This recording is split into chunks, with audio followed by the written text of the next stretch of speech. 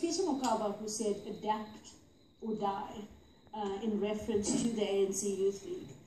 Do you think a national conference needs to happen now? And what is the vision of the ANC Youth League? Will it be allowed to speak without fear or favor? You will remember the ANC Mangaung took a resolution on a decade of a kid. The renewal process of the ANC. It's a clear program that is within the structures of the ANC, but is also expected in the leagues of the ANC. And the ANC Youth League is the only mandated structure of the ANC to bring in, to be a preparatory political school of the ANC. It has got a mandate to prepare young cadres for the ANC, and it's the only structure in the ANC to have that responsibility.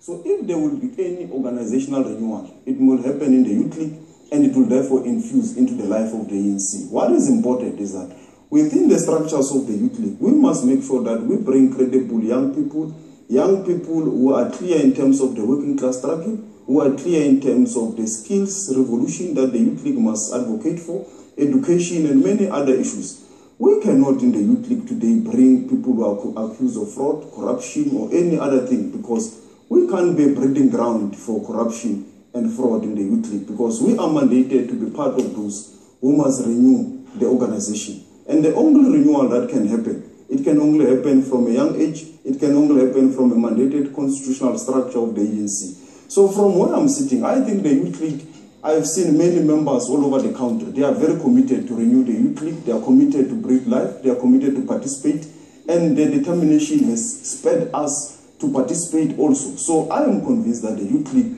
of ANCYL, the Youth League of Peter Mokaba, and the Youth League of many other fallen heroes is going to rise again. A reference to fraud and corruption and a person that should disqualify a person from being in the leadership position of the Youth League, is that a reference to Pule Mabe, who is apparently been nominated to be Youth League president?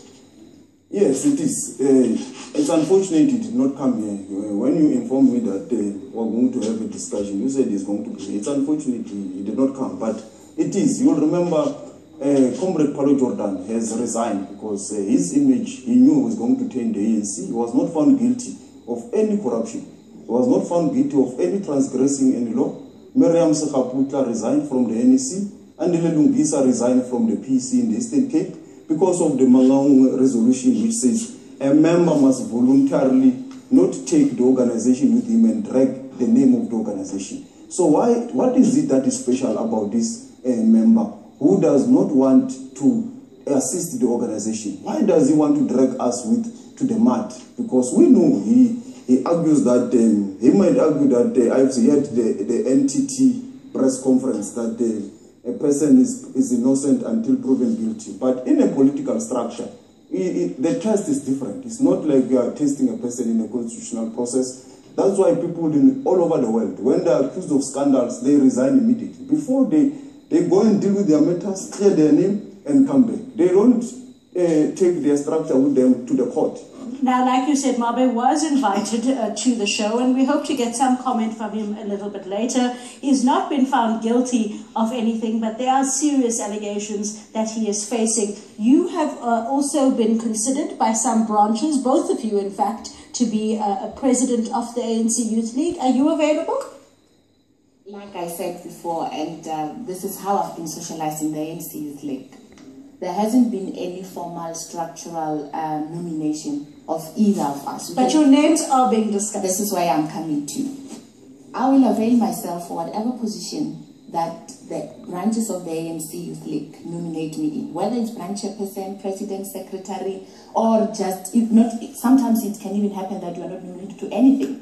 However, I will avail myself to serve the ANC Youth League in whatever position or whatever structure whereby branches of the ANC Youth League would wish to deploy me. Volunteer in chief. Mr. Lamola, would you be available if you were nominated for the position of president? Yes, I am available if nominated by the structures of the Youth League, and I'm currently participating as a member in my branch and everywhere.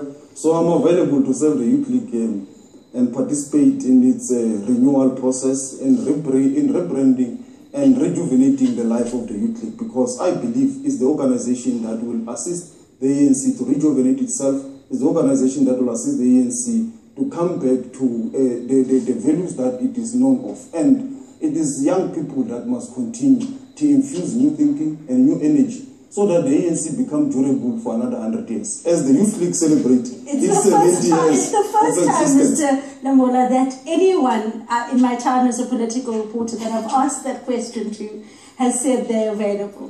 Why?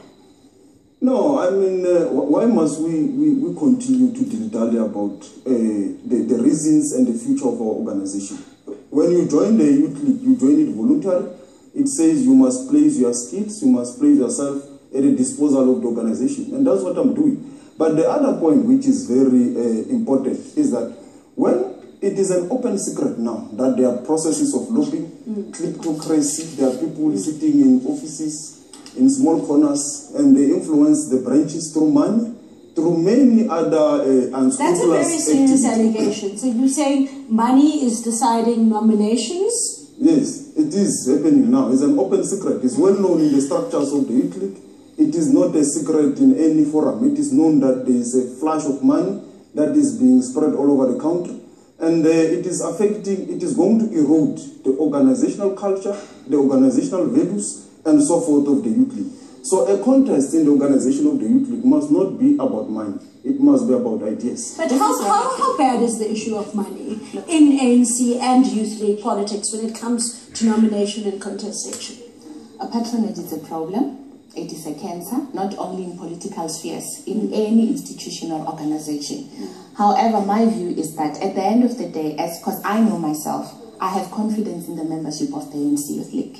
Yes, there's an issue of patronage, which is a problem. However, we must also have confidence in the membership of the ANC Youth League, that they do know what's wrong and what's right. Although what we are finding ourselves in currently is that there is patronage. Again, I also believe that as much as we have to volunteer ourselves to serve the organization, there is no rule or constitutional principle that says that you can only volunteer your services in the organization if you are in a leadership position. We have been normal branch members of the organization. Both decided to stay in the Youth League. And we have done a lot. In the branch and participating we have done a lot without leading. Therefore, it doesn't mean that if you're not in any leadership position, you would not be able to influence society, you would not be able to lead in your own right. We've got people like Bogukuntima who are not in any structure currently, but they are making a mark. We've got a young woman that I'm very, very proud of, Malaika. She might not be in the ANC Youth League, however, she is a body of opinion in her own right without leading any structure. So yes, we must avail ourselves to lead because it's very important. We need leaders. But you don't have to be in any executive structure to lead society. Ms. Ramagopa, you in the ANC Youth League NEC, and Mr. Namola, you as Deputy President of the ANC Youth League, how difficult was the period around the disbanding, around the President of the ANC Youth League being thrown out? And if you could each share why you chose to remain within the ANC and the ANC Youth League. Many of your colleagues and peers and friends at the time have now decided to join the economic freedom fighters. Let's start with you. Yes, it was a very difficult period in the structures of the Youth League because it was uncertain. We did not know what will happen tomorrow. Many members of the Youth League were ostracized all over the country from work, including ourselves. We did not know what would happen to us after the disbandment. But fortunately, I became to be a professional and attorney of the High Court. I went back to practice. But the period was a very difficult period and it was not easy. But what I liked is that the NEC remained intact. We had regular meetings. We had decisions, and every pronouncement or announcement was coming out of a collective pronouncement. Although it was difficult, we had disagreements. In the NEC, there were a lot of disagreements in meetings. We had, but there was, when the meeting had arrived at a consensus, we will all pronounce the same position, and we stood together up until the NEC decided that they've disbanded us. For example, and why did you decide to stay once you were disbanded? Why did you not go?